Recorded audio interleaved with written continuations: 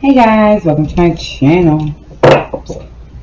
So today I'm going to be doing an updated reading for missing 16-year-old, well at the time of her becoming missing person, she was 16.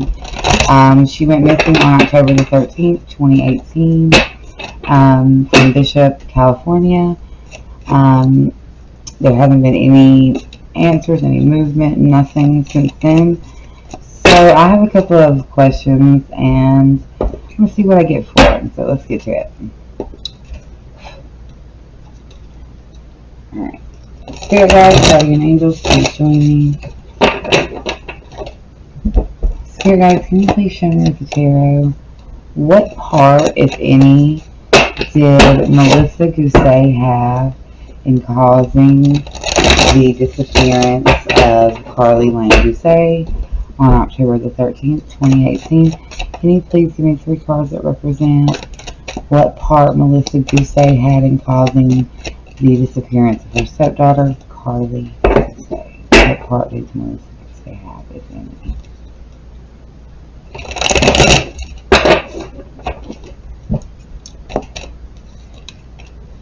So we have the Death card in reverse, 8 of Swords, and the 4 of Swords in the reverse. Alright, Spirit, can you please show me what part, if any, did Karlie Guse's father, Zach Guse, have in causing his daughter, Karlie Guse's disappearance? What part did Zachary Guse have in causing his daughter, Karlie's disappearance? Strength card in reverse.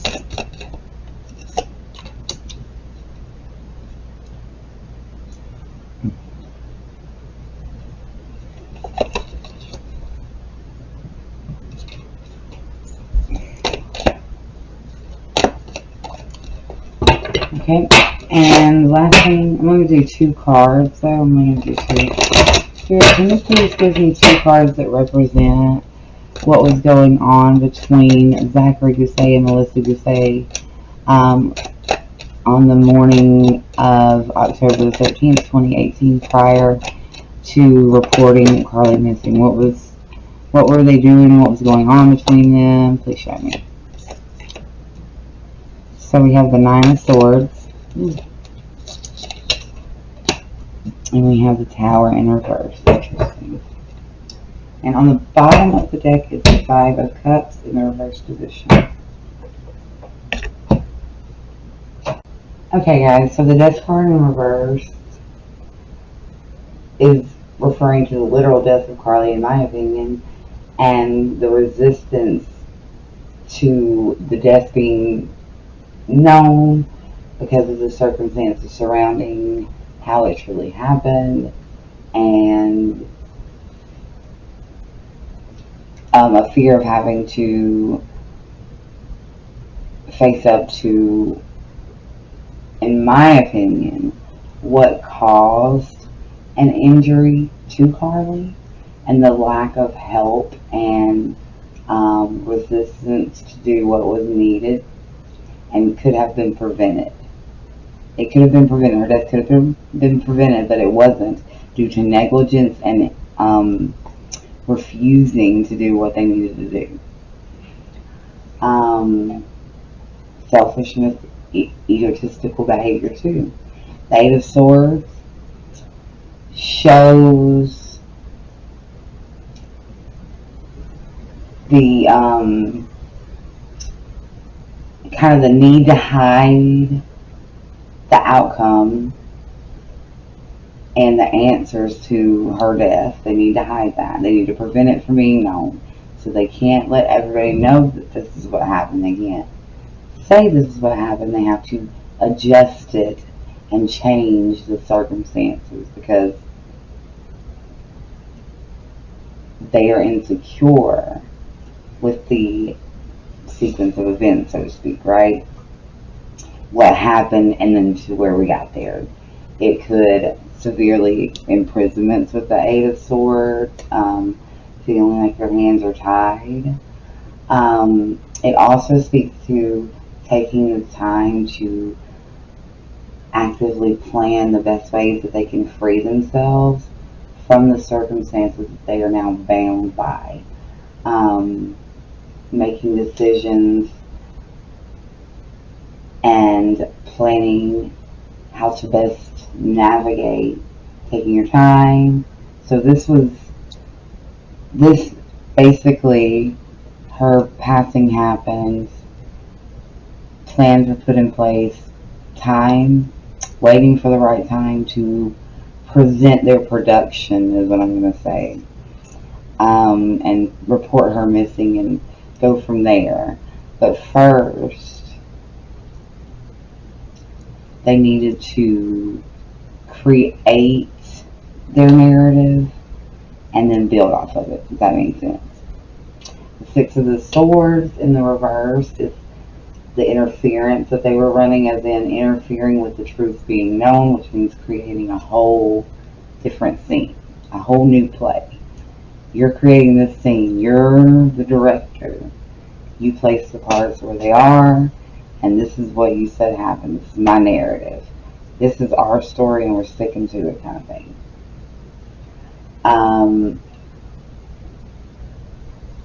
They took the time to get control and change the circumstances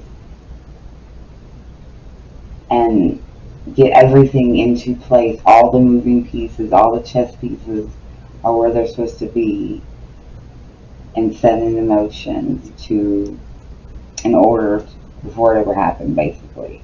When we say an action, there we go, right? It's all supposed to flow like this. This is how it's going to be laid out, and there we go.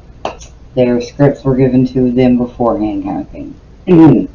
It's the best way to relate it. It's what it feels like to me. Like, kind of like I've been comparing it to a grand opening for a play. Prior to that grand opening, they practiced, they set the scene, they set the stage for the performance that they wanted to give, the role that they had, the lines that they had, what we're going with. This is what happened, So here's what, everything's set. Everything was set into place prior, right? We're ready to go, Everybody knows their part. Guy down there in the hot tub knows to say that he saw this, kind of thing.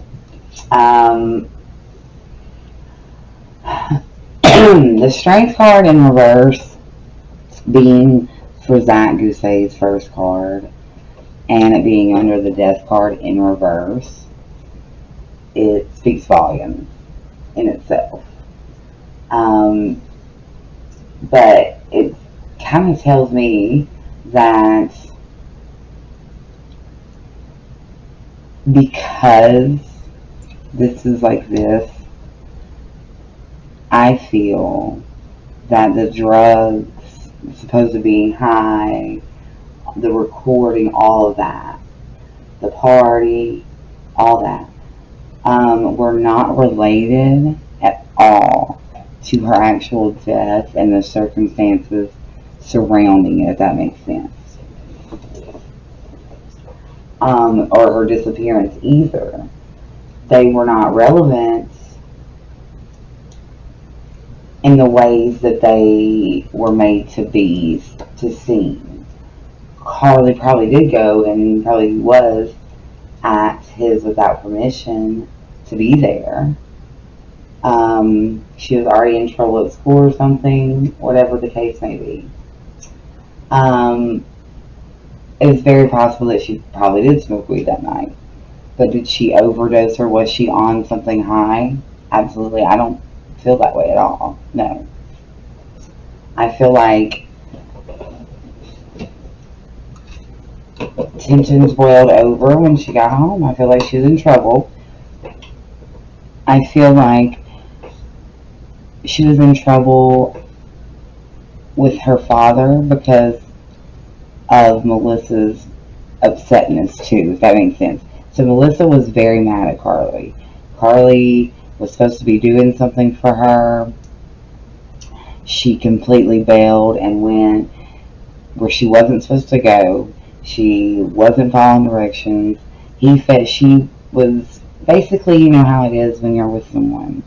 They come to you and they're mad at you, and you have to catch the shitty end of the stick for something. Either somebody your family did, whatever the case may be, and then you react to your family member after that and lash out more because it's creating a tense environment, very, very tense environment.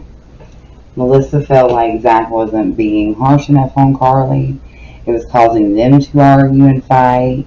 She was mad, he was mad. I feel like he was drinking a lot that day. I feel like alcohol was involved. And I feel like the alcohol and the arguments and frustration and tension that bubbled over, I feel like it's stuff that has been going on.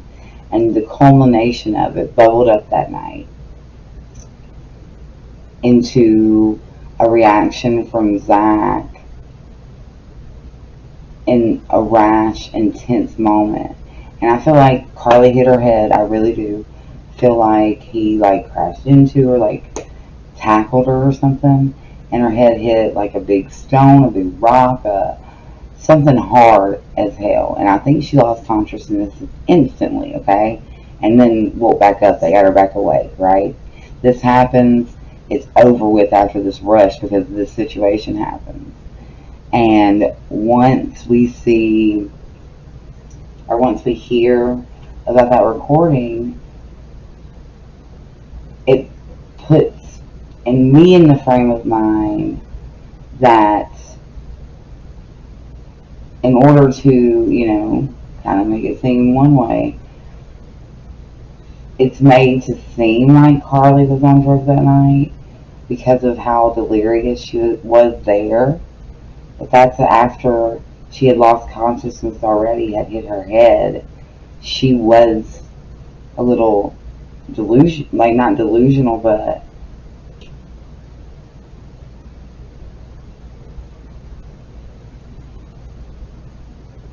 it could seem that way. Maybe she was slurring her words. I've heard that brain injuries kind of mimic being drunk or something like that. I can't quite remember. But whatever paranoia or non-coherentness possibly was on there that seemed rambly and druggy was actually from the resulting head injury, in my opinion. In my opinion, she probably did sleep with Karlie that night because they were both worried. It wasn't like she wanted to do that. And it wasn't like it was intended for her to pass, in my opinion. I feel like they couldn't get her the medical help because they were selfish and egotistical. At least he was, for sure. He would go to jail for sure, for sure. But, you know, after not saying anything and planning to kind of hide from view the unexpected result, she became a part of it too, because somehow she felt like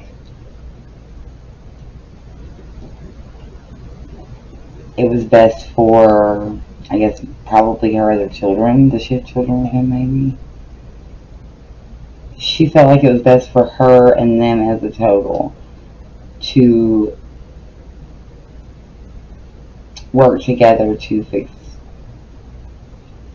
the problem, or, you know, be able to still move forward, I guess you could say. The magician is in regards to using it to their advantage, that they get to control the narrative, the story, the situation, the elements, the variables, the unforeseen pieces they are in control of. You know what I'm saying?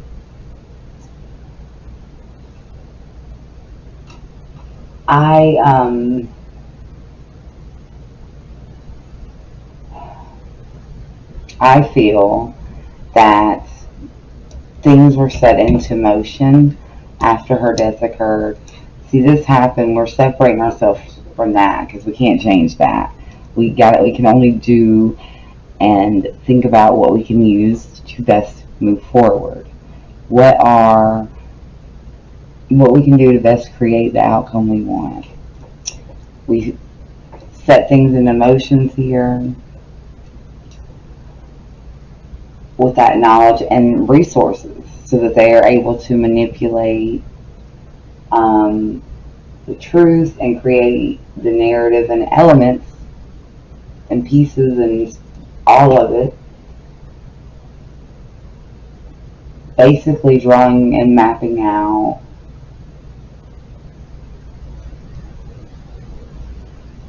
the plans to move forward and the ultimate question of trust from them. Like, that's the thing, they plan for people to be suspicious of them and the need to turn it away from them and kind of validate them in some way.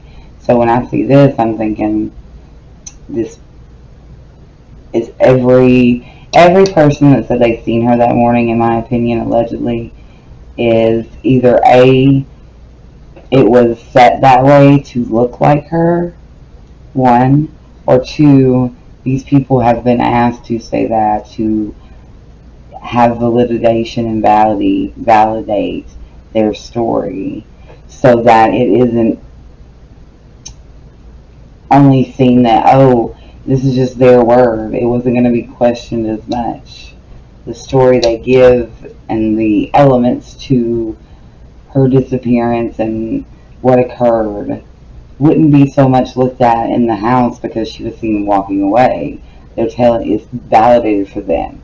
So had no witnesses said they seen her at all, right? And the investigation would first lean toward, is the story of what's being said here, is that true? Is the elements that they give me for her missing, is that the truth or not? Because if you have no witnesses, there's nobody to say, if they, to say otherwise, to say yes or no, and that's sometimes bad, especially when you two will be the last people to be with Karlie, admittedly, and you're the people reporting her missing. Are you going to be honest? Or are you telling a lie because you want to cover up what you did? Blah, blah, blah. It'll be questioned more and looked at more thoroughly if there's nothing to draw it outside. And there's nothing to go off there. I think that the party, I think all of those elements, maybe they were upset and Karlie was being punished for skipping out on work and going to her boyfriend's when she was grounded and told not to. Argument happened and stemmed from that situation. Her boyfriend's claims that she was acting weird that night, wouldn't put my trust in it. Again, like I said, they use their resources, money, and people in control maybe that could help them in that. You know what I mean? But using things at their disposal in order to manipulate the circumstances and control the narrative. This is done by saying, I was with Karlie and she was acting real weird. She bit me and ran away, right? Just saying. And she wanted to come quick, like it was urgent, is what Melissa said. I mean, if she knew you were going to be mad at her and she didn't want to call you, that speaks volumes to itself. Did you track her there? Did you get her location? Did you find out she wasn't at the work thing and go track her down? And y'all bring her home to have the argument and it gets out of hand, whatever. Whatever that is, right? In my opinion, no drugs, her being high, her overdosing, that narrative isn't even relevant or at all true. It was made to wrap into a little ball that she did just walk away because, like, she was, acting weird. She was high on something, and she probably just walked away and probably either got a everybody's worst nightmare here, fear, nightmare, worries, right? Everybody's worst nightmare that, they'll get kidnapped, whatever, by an obsessive sexual deviant who wants to control and, just waiting to find somebody in the weakness and take advantage of them, right? Those kind of things. Those two scenarios. That gives you two options, two scenarios, two outcomes. It's either somebody took her or she's somewhere where she got lost and she succumbed to her injuries because she was a little loopy and out of it, right? Two perfectly reasonable scenarios to come to a conclusion with what could have happened, right? Two options, right? So you're looking at these two options because you're given this, even if you don't believe the stepmother and you question that. Well, we have witnesses here now, 3 of them I think they had, who say they've seen Karlie at different intervals on her walk. You know what I mean?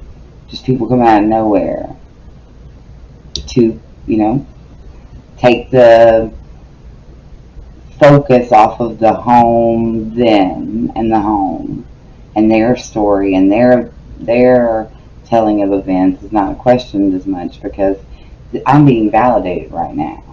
These people are telling you this, but they're put in place there. They did that on purpose.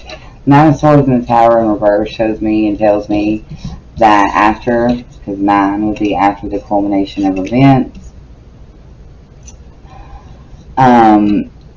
they deliberated and best came up with how to prevent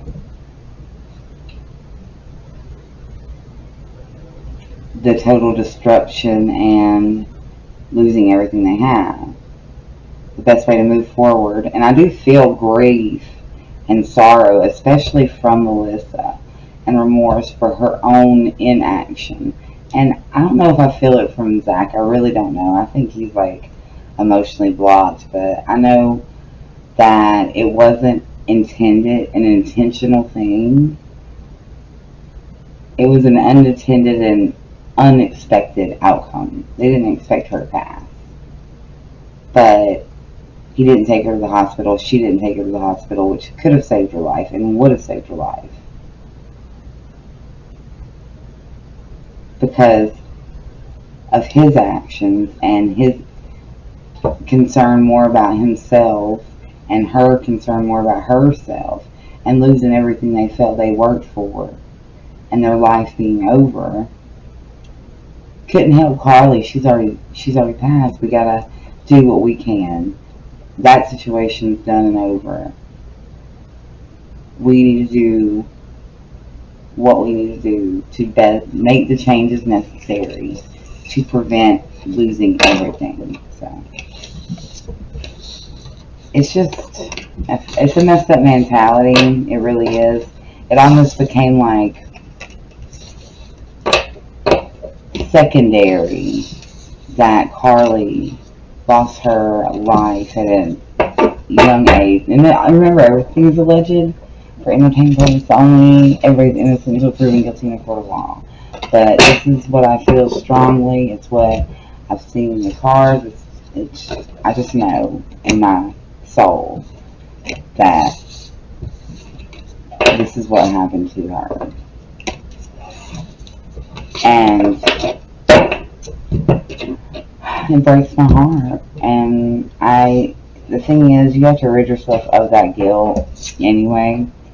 And I know that Melissa did feel guilt and may still, but she may have rationalized it for whatever reason, but it eats you alive, and eventually she's going to erupt like a volcano. If anybody, surprisingly, I think it would be Melissa. I think she did love Karlie in a scheme of things. I feel like they're both very self-centered people, but she rationalized that she had to do what was best for herself and her remaining children, her children. what was best for them, and probably what Karlie would want. We made mistakes here, It was a big one, though. I feel like Karlie lost consciousness once. It ended up being a concussion. She lost consciousness when Melissa was trying to probably keep her awake in the bed to keep her from falling asleep, because, they, have a whole thing about it. Or maybe they didn't even know about that. You need to keep people awake when they have a concussion type thing. But that is what I feel in my heart. I feel like it wasn't her on drugs in that recording that Melissa made. It was her with a concussion. She suffered a concussion, and then that was the result of it. I don't know. Let me know how this resonates with you guys. Love ya.